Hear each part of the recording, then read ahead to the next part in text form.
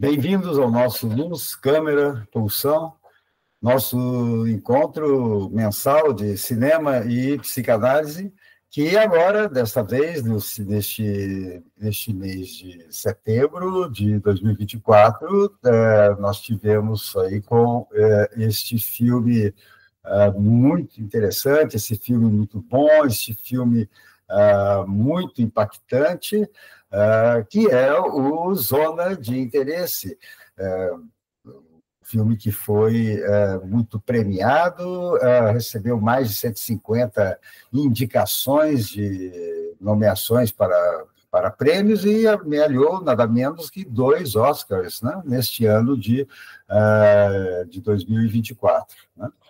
E está disponível no Prime Video, né? E é um filme que já tem, logo de cara, uma abertura bastante chamativa, porque poderíamos dizer quase que uma abertura cruel. Né? São mais de 2 minutos em uma tela absolutamente escura, só com um fundo sonoro muito monótono, estranho, uma mescla de sons como se estivesse assim ao longe, abafados, indiscernidos, né? E a gente sem entender, né, o que está se passando, só ouvindo, só escutando. E, de repente, né, começa a se ouvir alguns pássaros cantando, e, ao final desses 2 minutos de tela escura, um contraste absoluto. Né? Agora se escuta os cantos de pássaros, e o que se vê na tela é uma cena luminosa, ao ar livre, colorida, bucólica, ensolarada, e retratando uma família num aprazível piquenique, né? Num lugar muito bonito, por sinal. Ou seja, de cara que nós sabemos do que vai se tratar o filme, né? Essa prolongada tela escura do diretor Jonathan Glazer passa uma mensagem, na verdade, muito clara. Né? Vocês ouvirão, mas vocês não verão. No máximo, vocês verão um muro, no máximo verão à noite o brilho amarelo de fogo das chaminés, no máximo verão a chuva de cinzas, como se fosse uma neve caindo, mas vocês não verão. O horror, a barbárie, não verão, só ouvirão. Mas sim, vocês saberão. Já há algum tempo, nós sabemos do horror que se passava no campo de concentração de Auschwitz e nos demais campos de concentração no regime nazista.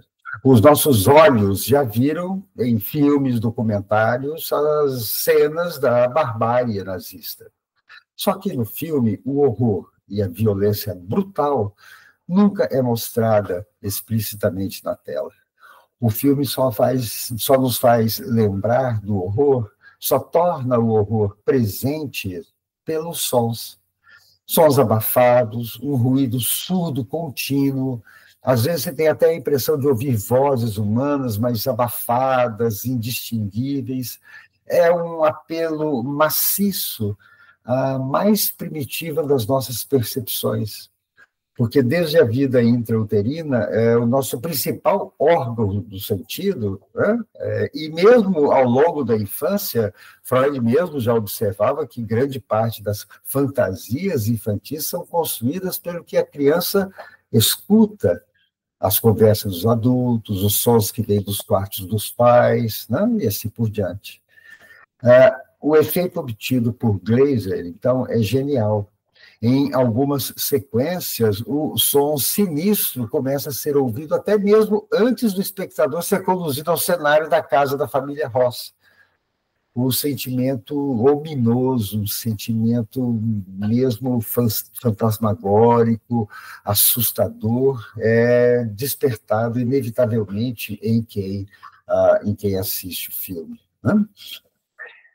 No romance original de Martin Amis, a Zona de Interesse, São 4 narradores diferentes, com um destaque, inclusive, para Hedwig Ross, a mulher do comandante, né?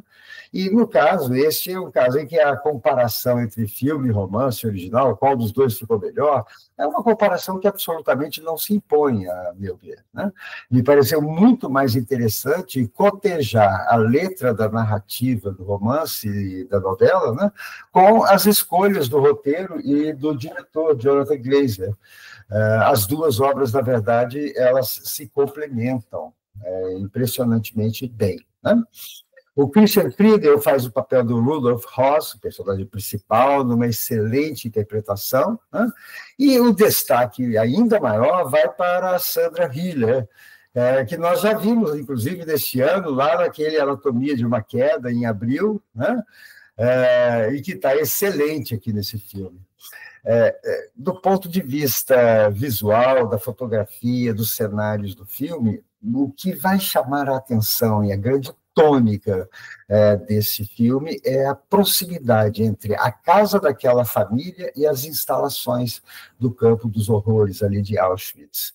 Aquela família vive ao lado, vive pegada ao muro, mas vive como se fosse natural usar casacos de peles, joias e bens de seres humanos que foram aprisionados, torturados e amontoados em condições subhumanas até a morte por inanição, por doença, por frio, ou mesmo a morte por fuzilamento ou gás venenoso. Então, o filme nos coloca diante da pergunta: como é possível tamanha indiferença ao experimentar um casaco de uma prisioneira que estava ou está a poucos metros dali? Como é possível brincar com crianças como se o horror a poucos metros ali não existisse, não tivesse acontecendo, né? Como é possível ficar indiferente ao encontrar dentes humanos, né, nos bolsos aí das roupas dos judeus aprisionados? O que torna possível a um homem, a um ser humano, banalizar o mal, ou mesmo o extremo do mal e da barbárie, né? Auschwitz e a zona de interesse, a chamada zona de interesse, a Interessengebiet, em alemão, no alemão original, era o nome dado a esse local ali na região onde acontecia a triagem dos judeus recém-chegados, que chegavam principalmente de trem, e aonde eles eram decididos em seus destinos. Quais deles iriam ser recrutados para trabalhos forçados, escravos, quais seriam levados para dentro do campo de concentração e quais seriam imediatamente mortos por fuzilamento ou em câmeras de gás, para depois terem seus corpos enterrados em vala comum. Esses eram os horrores aí de Auschwitz, retratados em documentários dos quais sabemos, né? Na sequência ali de reuniões que vai aparecendo no filme, aparecem figuras históricas realmente do nazismo, do nacionalsocialismo ali na época da Segunda Guerra Mundial, né? Havia o Rudolf Hoss, havia o Himmler, Eichmann. As estratégias para matar mais rapidamente o máximo de judeus era o que era discutido entre eles, né? E, historicamente, um detalhe do filme é que, de fato, a operação, historicamente falando, foi batizada como Operação Hoss, justamente pela lealdade e eficiência do comandante de Auschwitz, que é o personagem principal do nosso filme, no extermínio de judeus, né? Assim foram as discussões, e, inclusive Eichmann, que aparece, né, personificado aí nos diálogos com Ross também, ele foi localizado depois da guerra e capturado em Buenos Aires, foi sequestrado numa operação secreta da inteligência israelense e finalmente levado a julgamento. Toda a operação é muito bem retratada no filme Operação Final, que está disponível, inclusive, na Netflix, né? E esse episódio do julgamento de Eichmann, né, despertou a atenção e a investigação exaustiva da Hannah Arendt, né, no seu clássico Eichmann em Jerusalém, um relato sobre a banalidade do mal. Livro que a gente vai recomendar também que esteja aí diante de vocês, que vocês leiam. Tá? É um clássico. O personagem Rudolf Höss, na vida real, também existiu. Ele também foi capturado, julgado e condenado. Essa é uma foto que se tem aí, essa que está aparecendo, é uma foto dele juntamente com a sua família, né? E ele foi condenado à morte por enforcamento em Auschwitz. Ele foi executado, está documentado historicamente também, lá no próprio campo de Auschwitz, ao lado, né, da casa onde ele vivia e aonde se passa a trama desse filme. Este é o campo de Auschwitz, né? Na época da libertação, quando os aliados chegaram até lá para libertar os prisioneiros. Essa é uma visão mais recente, mais atual, aí uma imagem disponível aí de Auschwitz, né? E aos que visitam Auschwitz, inclusive, a forca onde Rudolf Höss foi executado, foi enforcado, está lá, disponível, preservada, né, neste local que hoje é um local de silêncio, de luto e de testemunho do horror a que o ser humano é capaz de chegar. Né? E assim a gente volta a essa pergunta central evocada pelo filme. Como é possível tamanha indiferença para com a barbárie que se passava bem ali ao lado daquela casa e daquela família feliz? Como é possível brincar com crianças como se o horror a poucos metros dali não existisse?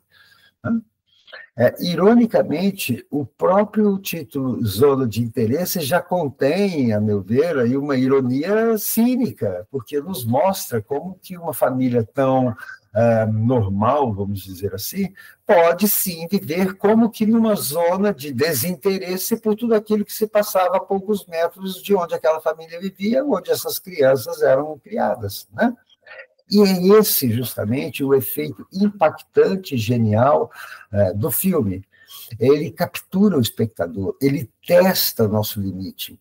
Quem quiser estar atento à narrativa e ao enredo é obrigado a se esforçar para colocar em segundo plano o som que a gente ouve o tempo inteiro, que evoca a barbárie.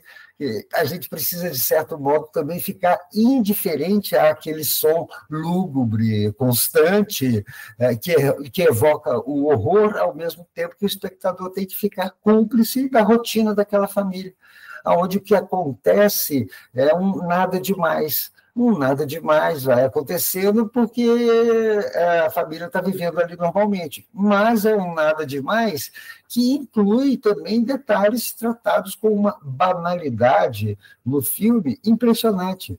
Né? Uma empregada doméstica judia, que por vezes recebe uma palavra ríspida, uma ameaça mesmo da patroa, né? Uma roupa saqueada de algum prisioneiro, os dentes humanos encontrados no bolso do casaco, e aquele som lúgubre, surdo, constante, o tempo inteiro ali se fazendo presente. Né?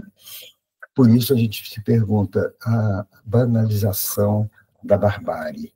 Como foi possível e, na verdade, como é possível tamanha banalização? Né? A barbárie vem, historicamente, justamente dessa identificação de tudo aquilo que, na antiguidade, não era, né, grego e nem romano, né? Que não pertenceria à Europa greco-latina, digamos assim. Né? É uma nação estrangeira, bárbara, digamos assim, execrada, né, daquilo que seria a concepção do que é europeu. Né? E a pergunta mais específica aí, que o livro e o filme nos traz, é justamente essa. Por que na Alemanha? E por que contra, especificamente, ou especialmente, os judeus? há aspectos aí muito específicos, singulares, né, da barbárie perpetrada por Hitler e pelo nazismo, né?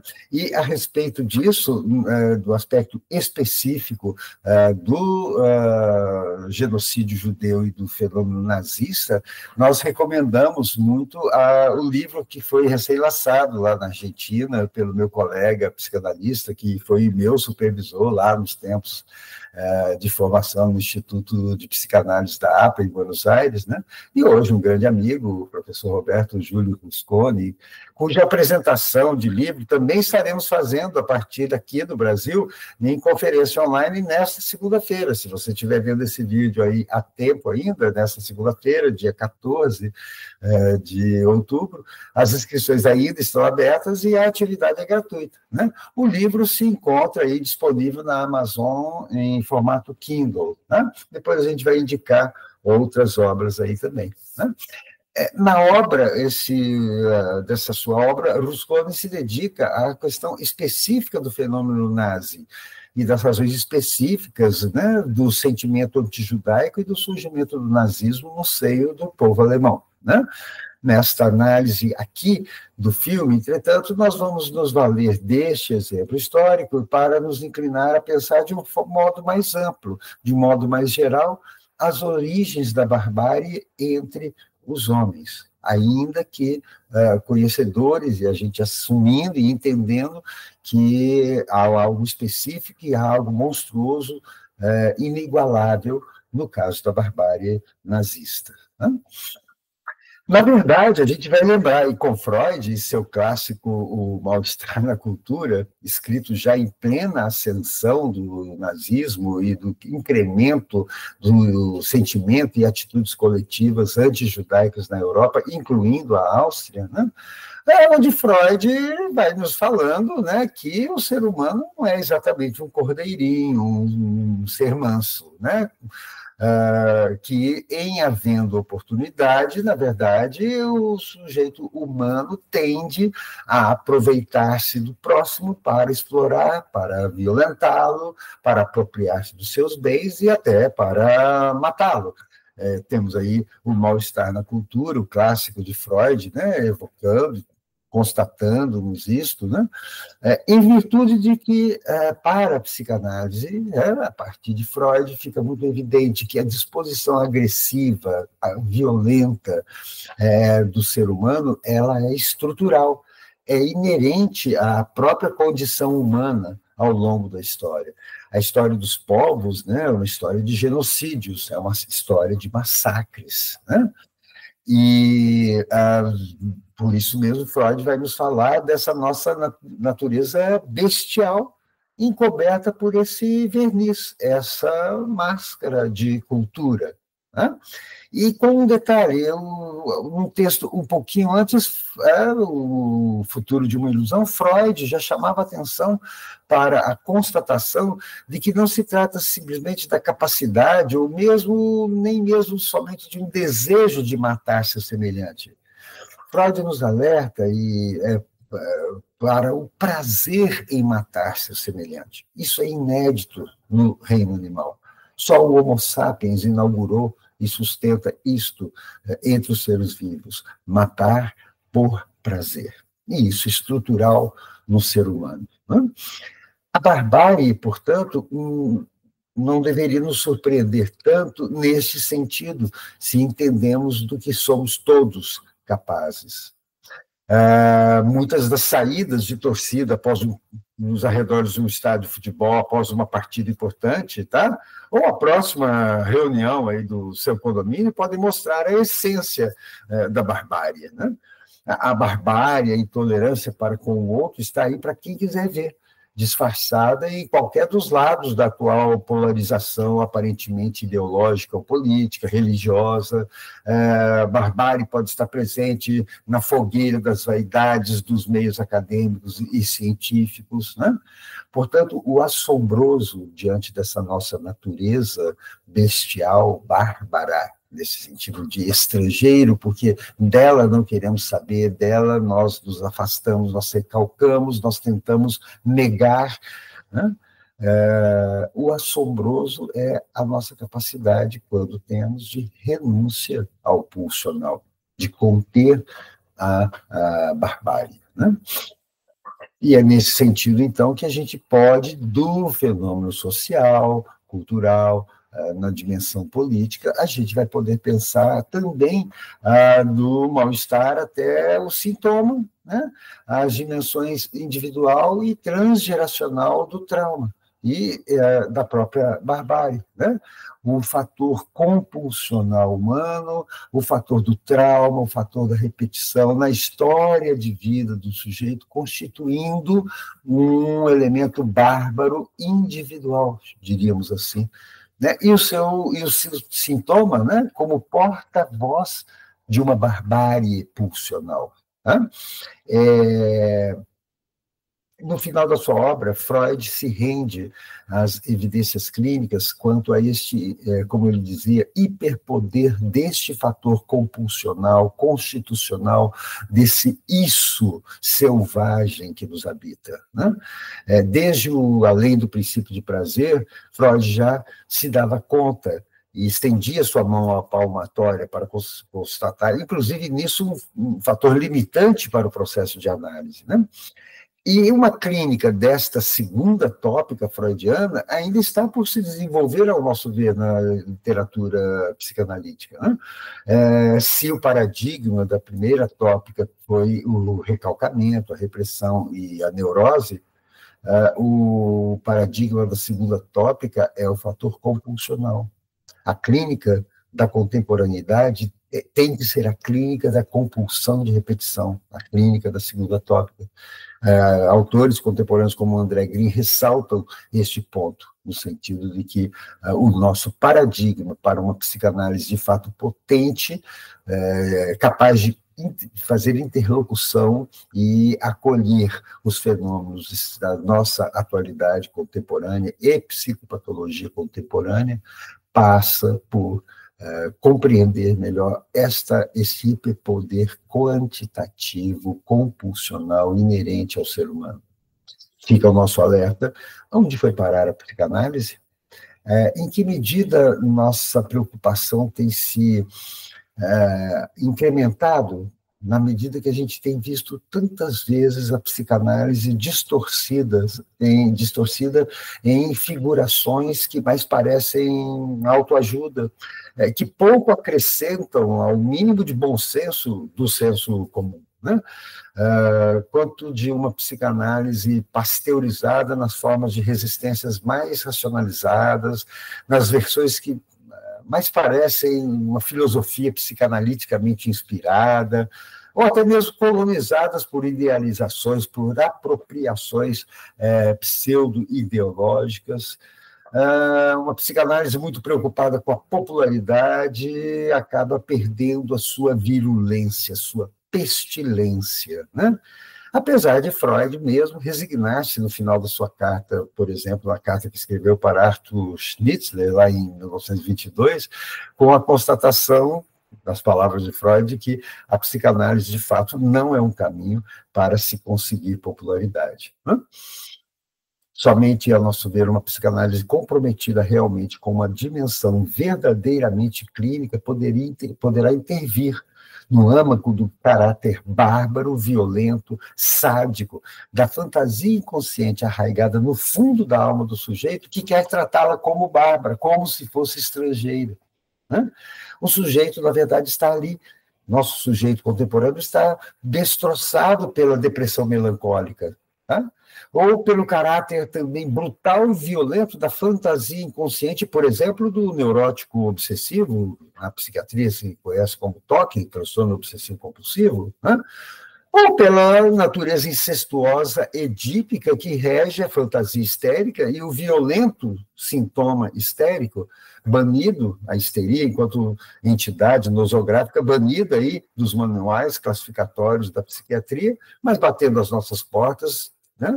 Seja na forma pura, como as belas, fenomenais histéricas do tempo de Freud, como falava Lacan, né? Seja travestida, né? De outros sintomas, inclusive depressivos, paniformes, e transtornos alimentares e assim por diante. Né? Há uma barbárie individual no isso inconsciente de cada sujeito humano. Somos portadores da barbárie transgeracional, e quando falham nossos diques de contenção neurótica contra este isto bestial, de portadores de algo bárbaro, passamos a ser porta-vozes de uma barbárie. O lado manifesto da barbárie no isso inconsciente de cada um de nós se chama sintoma. Seja um sintoma somático, seja um sintoma psíquico, seja o sintoma nas nossas relações de laço social, nas nossas relações político-institucionais. Daí estamos localizando a urgência por uma psicanálise, de fato, que entre em direção a isso compulsional e a essa barbárie contida em cada um de nós, em cada sujeito que sofre. Então é isso, pessoal. Neste resumo, tá? Nós trouxemos assim algo de uma dimensão formidável aí desse filme tão impactante, que dizemos que vale a pena ver, e vale mesmo a pena rever se você já o assistiu, né? Nós podemos estar pensando aqui também em algumas leituras, tá? Eu já havia prometido a vocês. Vou recomendar a vocês, né, de cara, o Zona de Interesse, já mencionamos aqui, o romance original, muito interessante a leitura, parte de 4 narradores diferentes, e tem um destaque especial para Hedwig Ross, lá, a mulher do comandante, a personagem encarnada aí pela Sandra Hiller, né?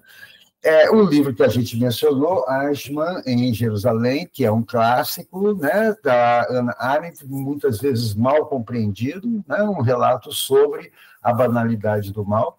Fica aí essa sugestão aí de leitura, tá? E o livro também do professor Rusconi, que nós acabamos de mencionar. Este livro não está disponível em português, né?